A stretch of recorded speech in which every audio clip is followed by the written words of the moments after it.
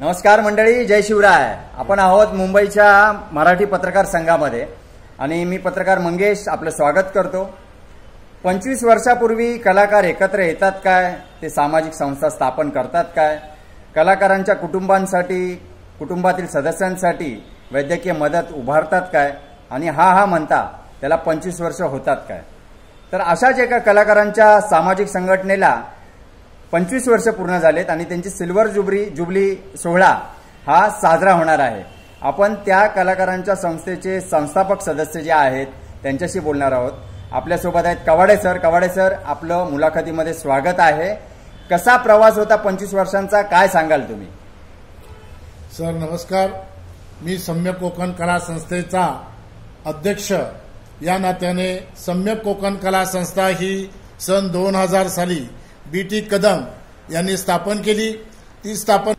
BT Kadam यांनी स्थापन केली आणि ती स्थापन झाल्या त्या संस्थेला आज 2025 साली 25 वर्ष पूर्ण होते आणि त्या अनुषंगाने 25 वर्षाचा रौप्य महोत्सव आणि वर्धापन दिन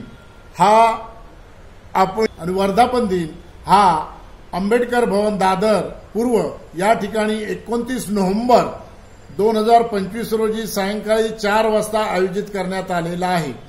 त्या अनुषंगाने सर्व क्षेत्रातील कलावंतांचा, मग ते शैक्षणिक क्षेत्रातील असतील, वैद्यकीय क्षेत्रातील असतील, सामाजिक क्षेत्रातील असतील, क्रीडा क्षेत्रातील असतील किंवा उद्योग क्षेत्रातील असतील, अशा सर्व कलावंतांचा जवळजवळ 200 कलावंतांचा सत्कार त्या ठिकाणी आयोजित करण्यात आलेला आहे।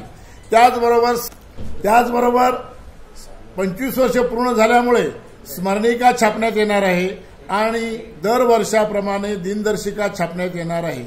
त्या छापण्यामागचा उद्देश आहे की स्मरणिकेमध्ये जे जे कामकाज सम्यक कोकण कला संस्थेने केलेले आहे ते कामकाज त्याच्यामध्ये वृद्धिंगत व्हावं किंवा ते यावं या उद्देशाने स्मरणिका छापण्याचा मानस आहे आणि त्याचं प्रकाशन आदरणीय माननीय सरसेनानी आनंदरावजी आंबेडकर यांच्या हस्ते होणार आहे। त्याचबरोबर आदरणीय शिरसाट साहेब हे देखील त्या कार्यक्रमाला उपस्थित राहणार आहेत। तरी या कार्यक्रमाची संपूर्ण जी जबाबदारी आहे ती संपूर्ण कार्यकारिणी सभासद बंधू यांच्या अधिपत्याखाली यांच्या मार्गदर्शनाने हा कार्यक्रम भव्य दिव्य करण्याचा मानस आहे असं मी आपल्यास जाहीर करतो। जय भीम, नमो बुद्ध। आपण सर्वांनी या कार्यक्रमाला उपस्थित राहावं अशी मी विनंती करतो। तर आपल्यासोबत हे होते मंदार कवाडे सर। आपण त्यांच्या कलाकारांच्या संस्थेला शुभेच्छा देऊया। धन्यवाद।